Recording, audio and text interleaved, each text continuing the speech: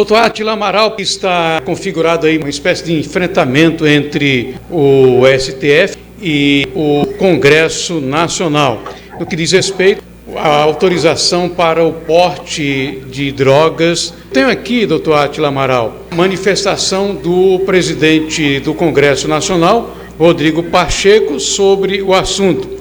Sejam elas, nós temos que respeitar e eventual discordância ao caminho próprio das discussões, através de recursos, através de leis que possam ser votadas no Congresso Nacional, jamais qualquer tipo de hostilidade a decisões judiciais e muito menos aqueles que as proferem. Eu discordo da decisão do Supremo Tribunal Federal, eu já falei por mais de uma vez a respeito desse tema. Eu considero que uma descriminalização só pode se dar através do processo legislativo e não por uma decisão judicial. Há razões, inclusive, expostas nesse sentido. Dá um caminho próprio para se percorrer nessa discussão, que é o processo legislativo, a própria consideração de determinadas substâncias como substâncias entorpecentes ilícitas. Ele diz claramente aí que discorda da decisão do STF. Tem alguém puxando esse carro lá dentro do STF? Um desses nomes é o ministro Luiz Roberto Barroso, que preside a corte. Como é que o senhor avalia essas posições antagônicas aí? Eu não vi, porque não se trata de discordar de uma decisão. Discordar de uma decisão em que há a liberdade da corte se posicionar diante da questão é uma coisa. Entender que ela está usurpando o processo legislativo é outra. São duas coisas diferentes. Ele está suavizando, ele não está assumindo uma posição de confronto.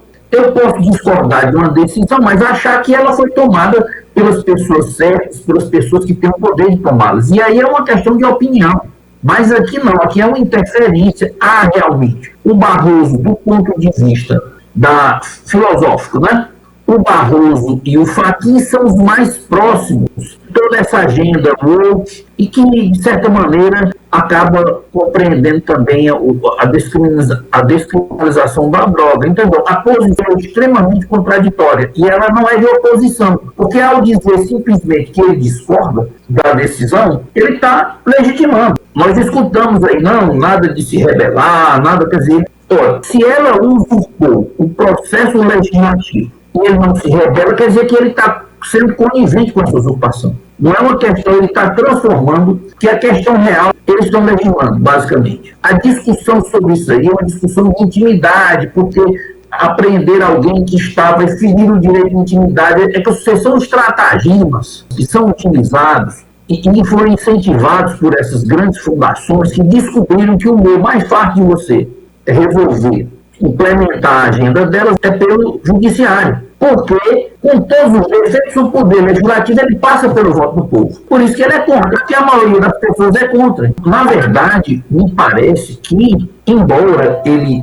ensaie alguma postura crítica, o presidente do Senado, ele, na verdade, está honestando a usurpação das atribuições do poder, do próprio poder que ele faz parte. Doutor Átila, houve ontem também uma manifestação do Luiz Fux, o senhor ouviu e viu certamente. O Luiz Fux é o único juiz que tem dentro da corte, dizendo que não é papel do STF legislar, que fazer leis é papel do parlamento. Como é que o senhor vê essa manifestação do Luiz Fux nesse momento, exatamente nessa matéria aí das drogas? A princípio, a gente acredita que as pessoas estão dizendo aquilo que elas pensam. Então, eu penso que pode ser a opinião dele. Embora exista isso, às vezes, apenas como um estratagema para não comprometer tanto a situação do próprio poder. Tem um ou dois contra que faça alguma encenação ali. Não estou dizendo que é o caso dele. Mas o fato é que ele precisaria ter sido mais veemente ao longo de todo esse debate. Se a veemência que eles têm para avançar bandeiras contra o Bolsonaro ou outras coisas, eles tivessem para avançar contra ele, talvez nem tivesse sido aprovado. Na realidade, é mais um passo na direção daquele processo de esgarçamento dos poderes. O processo legislativo demora muito. Então, para você aprovar outra lei, a não ser que o governo esteja altamente empenhado, que não é o caso, é muito difícil. Porque se ele acha que houve uma usurpação, existem medidas, né? Existe impeachment aí para todo mundo já pedindo isso aí. Desengavetar um desses. O Barroso vem sendo assim uma ponta de lança nessa proposta de autorizar o consumo de drogas no país. Como é que o senhor vê essa posição do Barroso quando foi chancelada a vitória do Lula, houve uma comemoração com vários juízes, na casa de um advogado famoso do PT, certo? E no outro dia entraria um recurso. Quem é que vão julgar? Vários desses que estão na festa, são possíveis julgadores. Então, não há mais a cerimônia. Eles já estão agindo como poder executivo, judiciário, legislativo e tudo. Então, isso aí é uma questão de saber até onde a sociedade vai permitir isso. É só isso. Internamente, ela está contaminada. Ela não percebe nem a diferença. As pessoas fazem as coisas mais absurdas e não percebem porque já se naturalizou. Esse lobismo, o Barroso fez lobby contra o voto auditável, aquela história toda, ele foi fazer lobby lá. Tudo bem que ele se pronunciasse, eu acho natural, mas ele fez mais do que isso. Então, o que eu estou querendo dizer é que é mais um capítulo nessa história de genuflexão dos outros poderes ao judiciário, agindo, no meu entendimento, fora das suas atribuições. Como é que o senhor avalia esse placar de 6-5? Ele diz alguma coisa? O senhor acha que essa postura do Pacheco ainda pode também ser reforçada pelo Arthur Lira? Essa posição da Câmara, será que ela pode concorrer para que haja uma reversão desse posicionamento aí desses 6 ministros do STF? A Câmara, como ela vai agir, nós não sabemos, né? Porque há várias forças que atuam sobre a Câmara. O poder do Executivo, o medo do Judiciário. Nós sabemos que essa é uma posição minoritária na Câmara, porque é minoritária no povo. Mas o povo conta pouco nesse processo aí, infelizmente. Aí, o povo, se ele realmente quiser lutar pelo que ele pensa, pelo que ele diz pensar, ele vai ter que se mobilizar mesmo. E aí é um caso de pressão sobre o legislativo, de pressão sobre o próprio poder executivo. Geralmente, essas circunstâncias, essas questões de costume, elas têm muita força, mas elas ganham força especial quando a economia está mal. Porque quando o governo está com dinheiro e tal, ele fica ainda seduzindo o legislativo. O legislativo precisa abrir o olho, porque ele está, talvez, nos últimos momentos, ele está a 44 no segundo tempo, para evitar uma tomada total, uma consolidação desse poder que não surge do voto diretamente. Como essa é uma pauta específica, criminalização do porte e do uso de drogas, se a população se mobilizar e for para a rua, não se pode dizer que é um gesto antidemocrático. Aliás, essas declarações de que é antidemocrático, tudo isso é mentira. Pelo amor de Deus, a palavra já se prostituiu demais. A maior prostituta de todo esse processo é a democracia. Ela está sendo usada por todo mundo.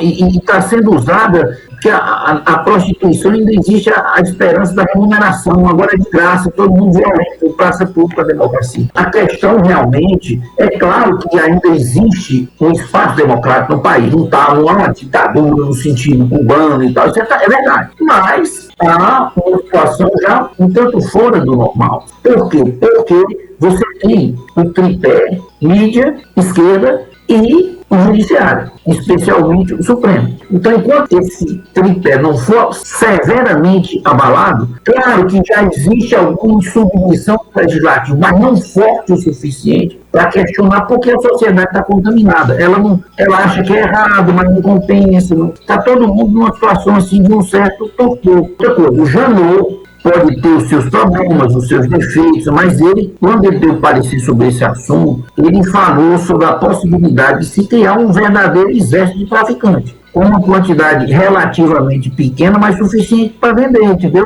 Até mesmo porque, será que toda a autoridade policial agora vai ter uma balancinha para pesar isso? Será que esse peso não poderá ser questionado depois? Não, porque a sua balança, a aferição não é normal, não está de acordo. Aí vão criar regras, você entendeu?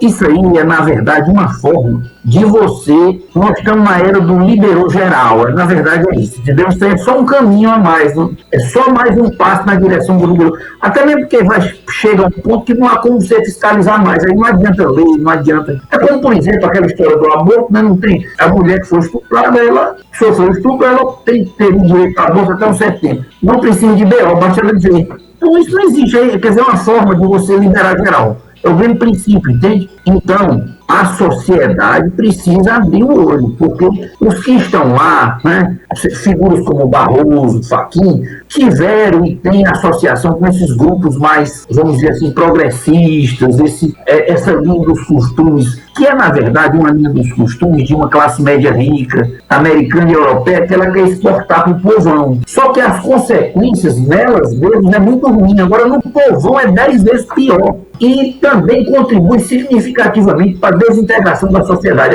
O fato é o seguinte, já está difícil você combater o tráfico. Com esse afrouxamento legislativo, aí é que vai ficar mais difícil mesmo, porque o policial vai apreender, ele pega você com uma determinada quantidade, aí ele vai ter que fazer essa mensuração, vai ter que ter instrumentos muito exatos, quer dizer, na prática é uma forma de liberar geral, gradativamente, mas é. Então, é a sociedade que tem que abrir o olho. Certo? É a sociedade que tem que abrir o olho, porque eles não vão, eles estão fazendo o que eles querem mesmo, o que eles pensam. Inclusive porque eles pertencem a uma elite que vai ser pouco afetada por isso, vai ser afetada, porque todos serão, mas ela não tem, não vai sofrer como o povo vai sofrer, porque vai ficar mais difícil a autoridade policial proibir, e aí depois as sociedades vão geralmente para um esgarçamento e depois as soluções sempre são as piores, né? Porque são soluções mais autoritárias, porque quando a bagunça se generaliza, você vê lá o Bukele, a bagunça se generalizou e teve que tomar medidas pesadas.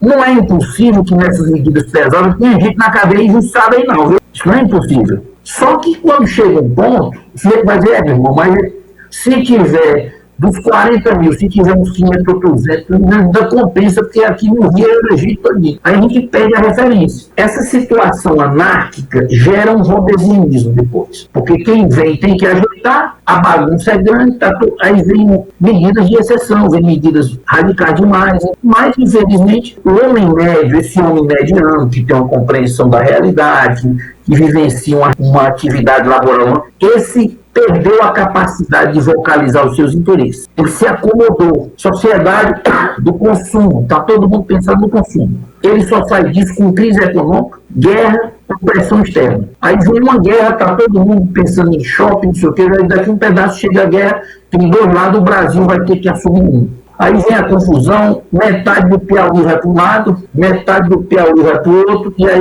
faz como a Itália. Você lembra? A Itália, no meio da guerra, ela mudava, né? Tanto na primeira quanto na segunda guerra. É por aí, infelizmente. Mas é mais um capítulo numa história que tende a não ter um final feliz, infelizmente.